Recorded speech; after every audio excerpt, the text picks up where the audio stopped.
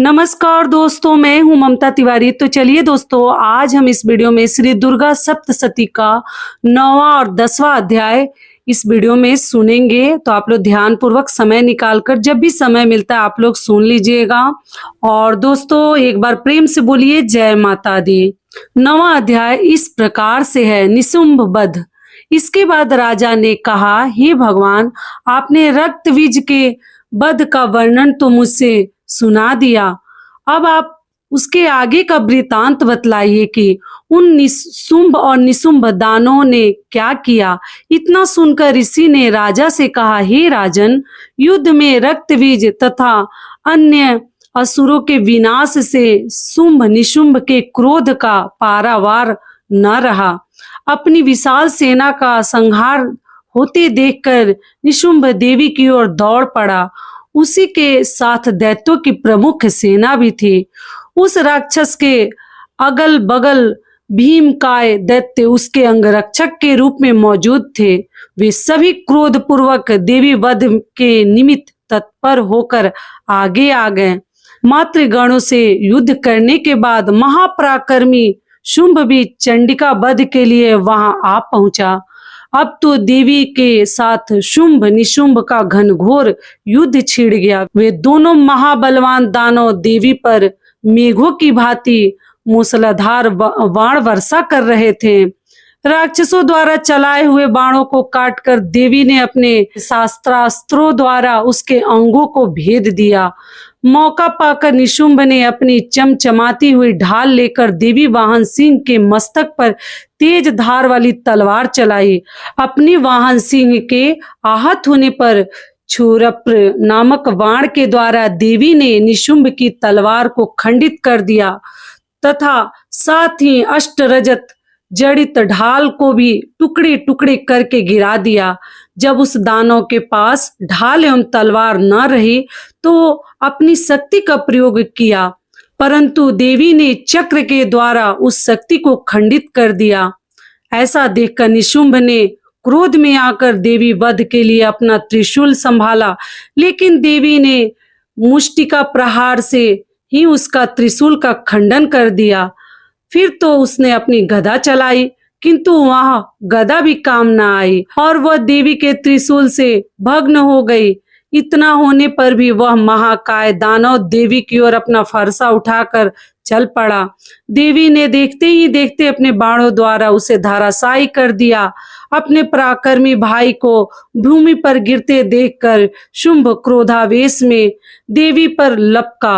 अपनी अष्टभुजाओं से युक्त वह गगनचुंबी दानव अपने संपूर्ण शस्त्रों को रथ में लेकर आकाश मंडल में दिखाई पड़ने लगा।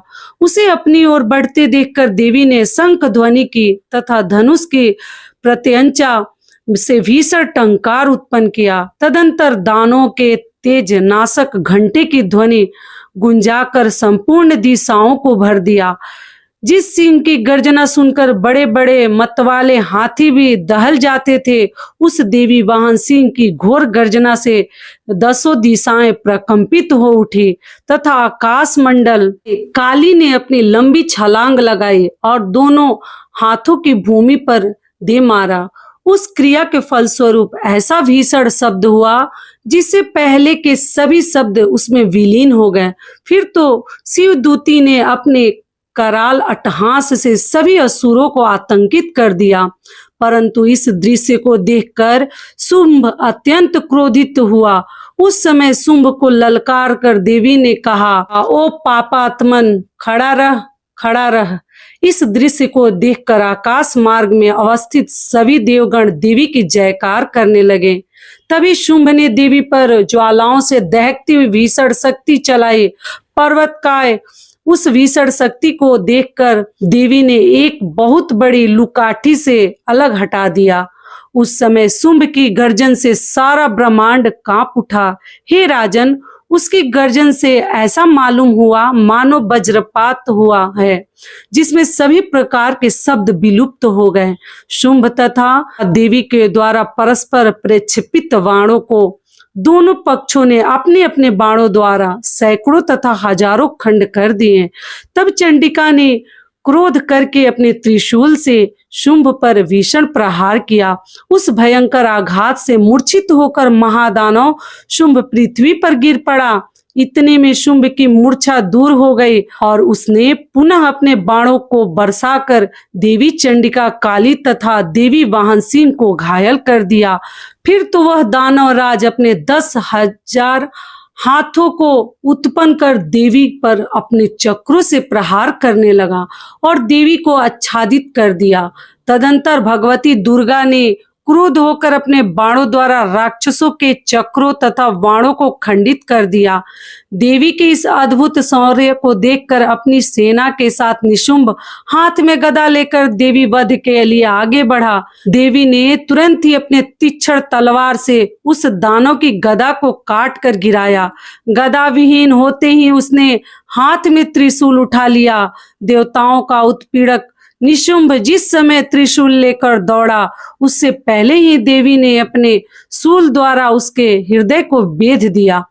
उस शूलाघात से छाती छिदते ही उसी के समान भीमकाय आकृति वाला दानव उसके वक्ष से प्रकट हो गया और वह नया दानव खड़ी रह ऐसा कहने लगा।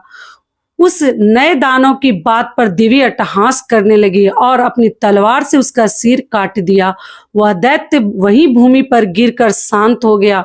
उसके गिरते ही देवी वाहन सिंह उसकी गर्दन चबाने लगा। इस दृश्य को देखकर रोए खड़े हो जाते थे। सिंह की तरह ही काली और शिवदूती ने भी अन्य राक्षसों का भक्षण करना शुरू कर दिया।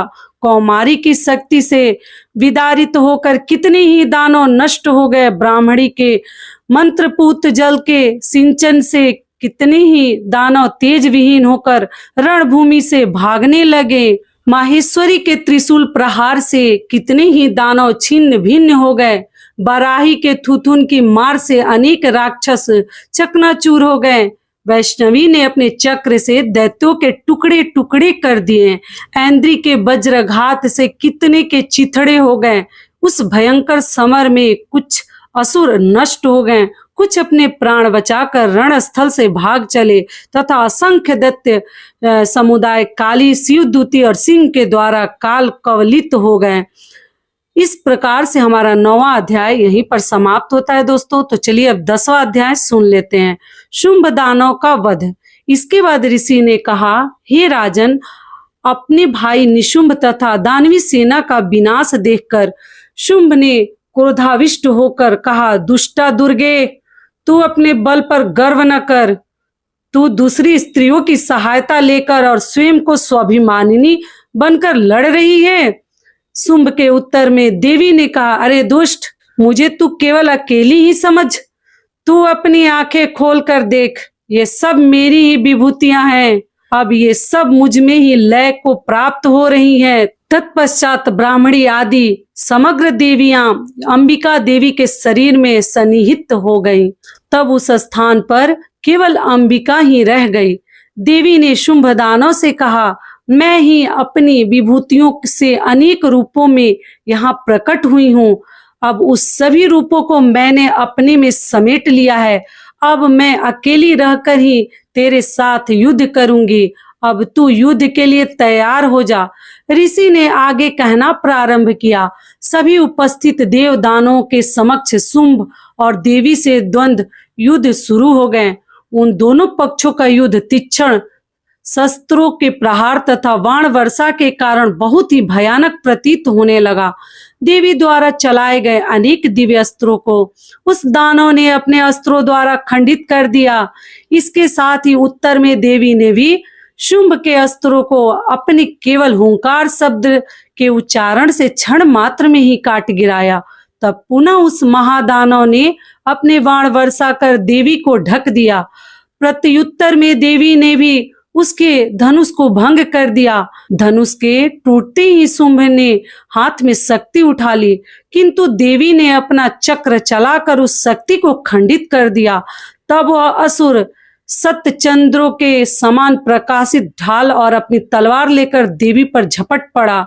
उसके आते ही देवी ने अपने तीक्ष्ण बाणों द्वारा उस दैत्य दीप्यमान ढाल और तलवार को काट दिया। उस दैत्य के सारथी और अश्व भी काल के ग्रास बन गए। उसका धनुष तो पहले ही टूट चुका था। उसने अपने हाथ में भयंकर मुदग्गर उठा लिया। उस मुदग्गर को भी देवी ने अपने बाणों से काट दिया। शस्त्र रहित को भी देवी ने अपने बाणों से काट दिया। शस्त्र रहित होकर वह दानव साहस पूर्वक मुक्का तानकर देवी की ओर झपट पड़ा। उस राक्षस ने मुष्टिका से देवी के वक्ष में आघात किया। तब उसके उत्तर में देवी ने उधर से एक थप्पड़ जमाया। देवी का थप्पड़ लगते ही वह महादानव भूमि पर गिर पड़ा, किंतु संभल कर वह पुनः उठा। उठते ही वह देवी पर एकाएक उछला और देवी को लेकर आकाश मार्ग में उड़ चला। आकाश में निराधार स्थित होकर देवी के साथ शुंभ का मल्ल युद्ध होने लगा। उसके इस अलौकिक युद्ध को देखकर सभी महर्षिगण आश्चर्यचकित हो उठे। दीर्घ काल तक युद्ध कौशल दिखाकर देवी ने शुंभ को घुमाकर भूमि पर फेंक दिया। भूमि पर गिरते ही वह उठकर देवी से युद्ध के लिए पुनः दौड़ पड़ा। उसके धावित होते ही देवी ने उसके वक्ष में त्रिशूलाघात करके उसे भूतल पर गिरा दिया। उस त्रिशूल का भयंकर आघात लगते ही दानव ने अपने प्राण त्याग दिए। अंतोतगत्वा वह दानव समुद्रों, द्वीपों, पर्वतों सहित पृथ्वी को प्रकंपित करता हुआ भूलुंडित हो गया। उस दुरात्मा की मृत्यु से संपूर्ण ब्रह्मांड आह्लादित हो उठा। आकाश निर्मल भासित होने लगा। आकाश से उल्कापात तथा उत्पात सूचक मेघ आदि भी शांत होकर स्थिर हो गए एवं नदियां भी अपने स्वाभाविक गति से प्रवाहमान होने लगी। उस महादानव के वध से संपूर्ण देवों को अपार हर्ष हुआ और गंधर्वादी गण मधुर कंठ से गान करने लगे। अन्य गंधर्वों के साथ देवांगनाएं नृत्य करने लगी। विशुद्ध वायु का संचार होने लगा तथा सूर्य की मलिनता दूर होकर उनका तेज प्रतिभासित होने लगा। अग्निशाला की बुझी हुई अग्नि पुनः प्रदीप्त हो उठी तथा समस्त दिशाओं में गुंजित भीषण कोलाहल भी शांत पड़ गया। इस प्रकार से 10वां अध्याय दोस्तों यहीं पर हमारा समाप्त होता है। फिर हम कल पढ़ेंगे 11वां अध्याय। ठीक है, तो एक बार प्रेम से बोलिए जय माता दी। और दोस्तों अगर पाठ और वीडियो पसंद आता है तो चैनल को पक्का सब्सक्राइब कर दीजिएगा और वीडियो को लाइक कर दीजिएगा। धन्यवाद।